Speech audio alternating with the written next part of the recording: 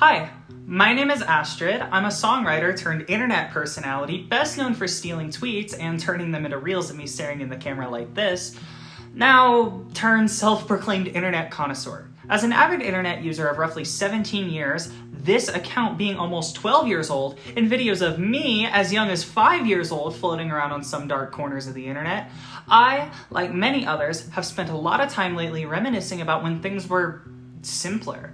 Countless sleepless nights, losing my goddamn mind watching Sword Art Online Abridged. Accidentally deranking my friends in Overwatch because I insisted as carrying as May. Or when my best friend Tristan would spend half the week over at my house because his parents were going through a tumultuous divorce, and we'd stay up all night crying, laughing at Cringe Compilations. Now, at 22 years old, essentially 1 foot in the grave, between my job, music, being a woman, let alone a trans woman for God's sake, my online presence, trying to pay my goddamn bills on time, I can't help but miss it all. I guess in a way, this video is just a sort of catharsis to justify my selfish desire to put these things on pause for a brief moment and to arrogantly meander into a past version of myself I could never be again. In a pathetic attempt to do so, I decided to whip out the old reliable, Cringe Comps. What are you? I am a hedgehog. A hedgehog? To see if I'm even still capable of feeling anything at all. Even if it's just moderate discomfort and disgust love child. You know, something vaguely akin to tasting copper in the back of your throat and wanting to vomit because it sort of reminds you of a bad grinder hookup you swallowed when you were 19. Amidst my expedition into the depths of 480p anguish, I discovered something shocking, maybe even profound, and somehow managed to come away with it feeling a little worse than I did coming in. With that being said, I want to take a look back and explore cringe compilations, their history, the people that featured in them, and those of us scared to be weird. According to Fan Lore Wiki, which is about as trustworthy as the free condoms they give away at IHOP, cringe culture, as it is anecdotally understood, formed in counterculture circles online in the mid to late 2010s through avenues such as DeviantArt, Tumblr, and Reddit, with the advent of subreddits like r/cringe in September of 2009. What I can tell you, as someone who lived through this shit myself and is a cringe veteran, was that this is not entirely accurate timing-wise. Because I explicitly remember being on 4chan back in 2014, looking at cringe threads and even partaking in a Skype group that would seek out other kids in my corner of the commentary community. Yup, I was making commentary videos all the way back then and bully them for being cringe.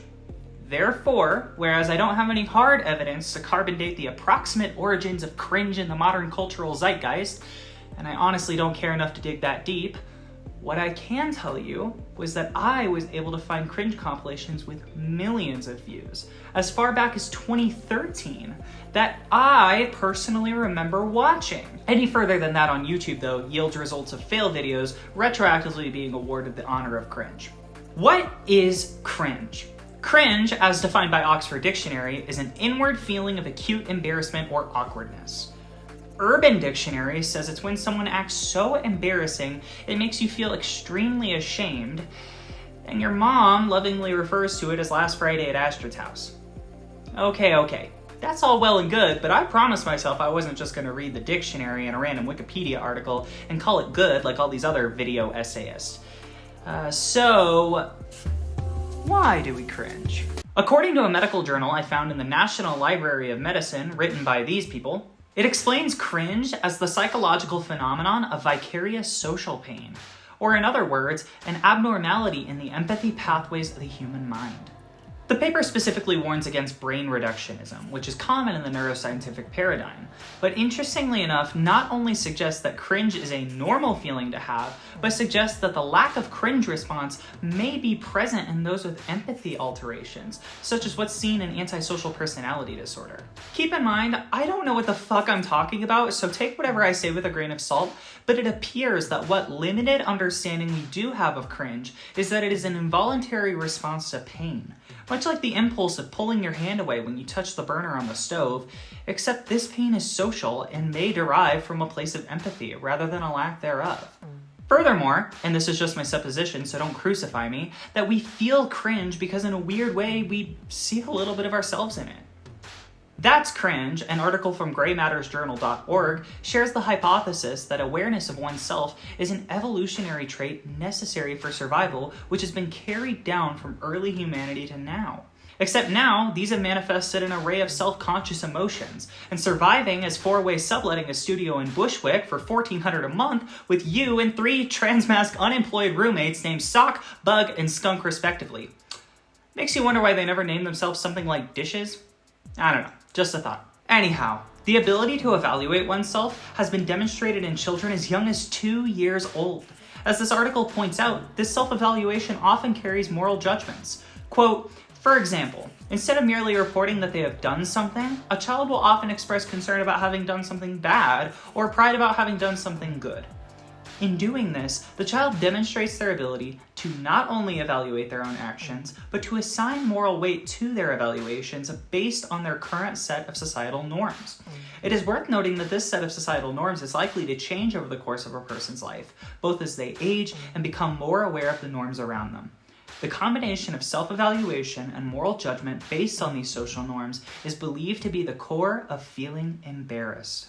From this, we can gather that cringe is the fear of being negatively evaluated as a result of violating social norms, which, as this article points out, makes sense from an evolutionary standpoint, as it would incentivize the individual to modify their behavior in return for their community's acceptance.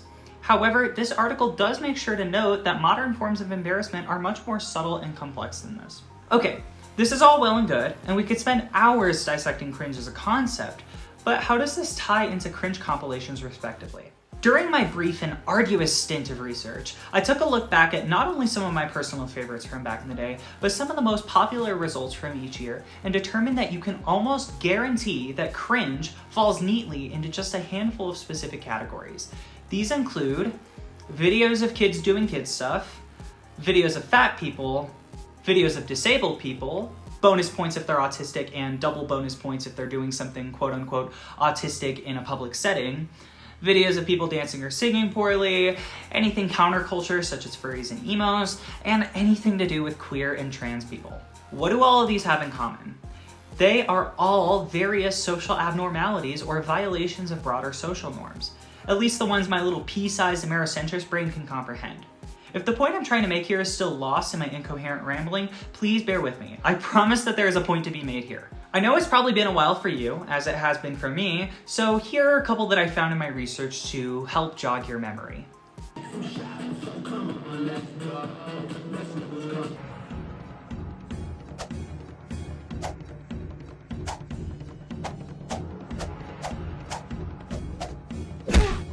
Feel like a ninja boss. Nobody to the heart of Shaggy!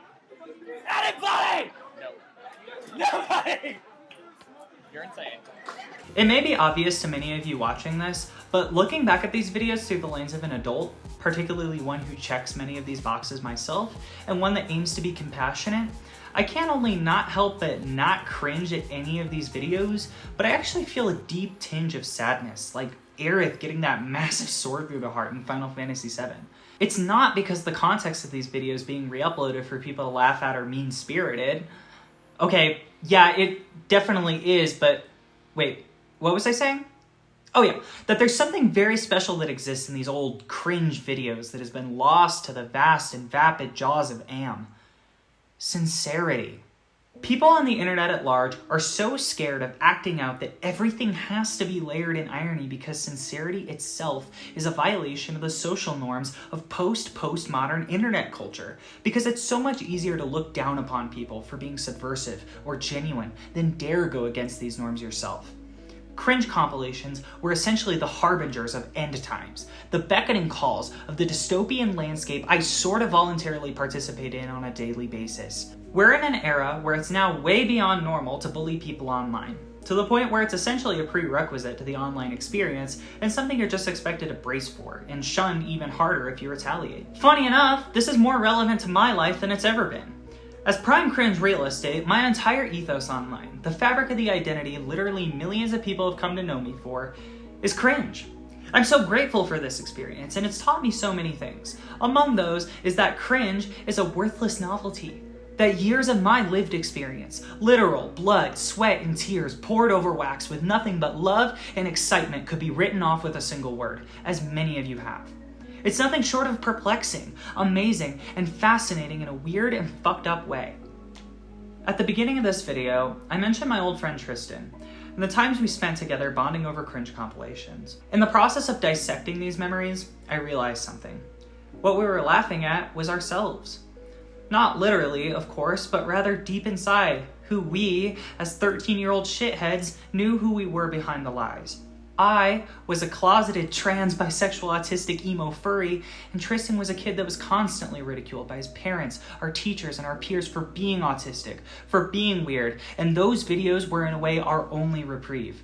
An opportunity for us to finally feel like we weren't the weird ones, or at the bottom of the totem pole per se. And that's what felt good about it.